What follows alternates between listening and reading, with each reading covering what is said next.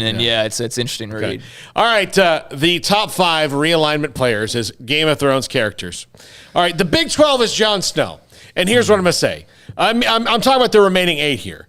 They're trying to do the right thing. They're going along. They have to they weave through this whole long story, and they're trying to find it. And ultimately, they're just kind of have to walk out into the wilderness with the wilder people. Yeah, I mean, this one I can see, just doing it for the right reasons, and I mean, as best as you could say that. Yeah, they're I think of the K-States and the blue collar kind of schools, and that's very much what Jon Snow is, very much a blue collar, no special status kind of guy for the majority of the show. Also, if the Big 12 is going to make it, they have to once again be brought back from the dead. Yeah, much like Jon Snow. They will have to be brought back from the dead. But hopefully their ending's a lot better, which goes for basically every Game of Thrones character, because they screwed the show up so badly at the end, including with Jon Snow, who basically did everything, every nice thing, every right thing, and got totally screwed. I mean, still, no matter, just like everybody else on the show, I hate those writers so much. Had to go live beyond the wall, and his girlfriend was dead. Here's your reward: go live out in the wilderness. Yeah. Basically back where you started from, almost. But the Big 12 is Jon Snow. I could see that. Number 4, ESPN is Littlefinger, back behind, conniving. Yeah.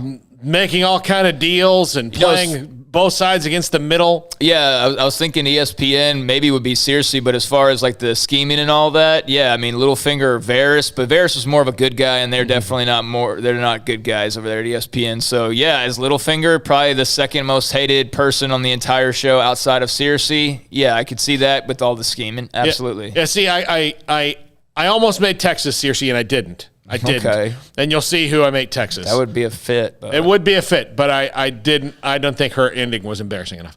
No. Again, they screwed up every ending. Yeah. Number 3, Greg Sankey is Daenerys Targaryen. Also. Look, he's got dragons.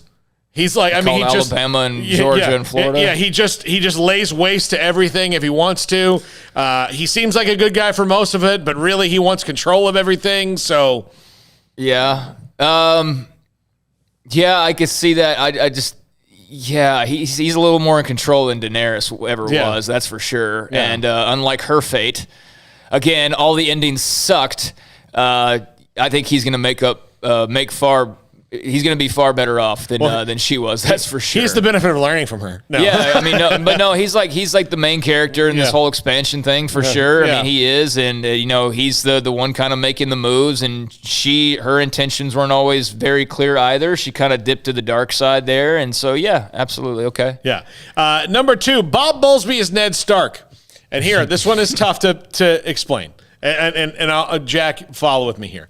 So Ned Stark's a good guy. Bob Bowlsby's a good guy.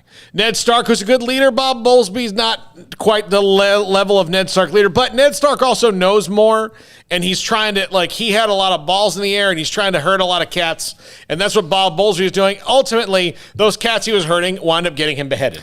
Well, ultimately Bob Bowlsby thought he was doing the right thing and just, going the course, and didn't ever think, ill will of Texas or Oklahoma. And meanwhile, they're all talking behind his back and totally plotting against his entire conference. Whereas with Ned, great human being, great general, great king, all those different types of things. But he was totally oblivious to the actual rotten things going on. And as a result, he looked like a bit of a doofus in the end, because he was Mr. Do the Right Thing. But sometimes you got to do the opposite.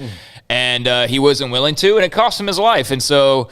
his being oblivious, I think, definitely fits with Bob Bowlsby. Yeah, that's why that one. That was the one that Jack wanted to. And number 1, Texas is Ramsay Bolton. I forgot about Ramsay. Here's the deal.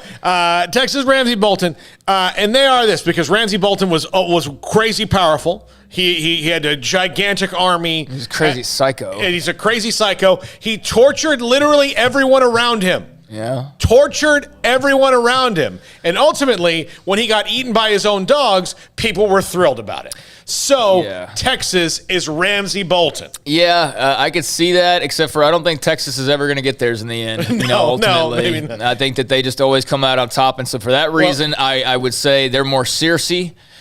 Because it always ends up in their favor no matter what. And even with her, the most hated person, bar none, on the entire show, All that you had to do was just make her feel a little bit of pain. And they just screwed up the entire show. And I just will never forgive them. I don't care. New versions coming out of like a spinoff, like Spare Me. You ruined it the first time. You had this crown jewel of a television program, and you totally botched it to go make some stupid Star Wars movie, which I think Star Wars is fine, but there's a billion of those movies. There was one Game of Thrones television series, and you screwed it up to make one of a billion other things that no one could differentiate from the 16 other movies that there are.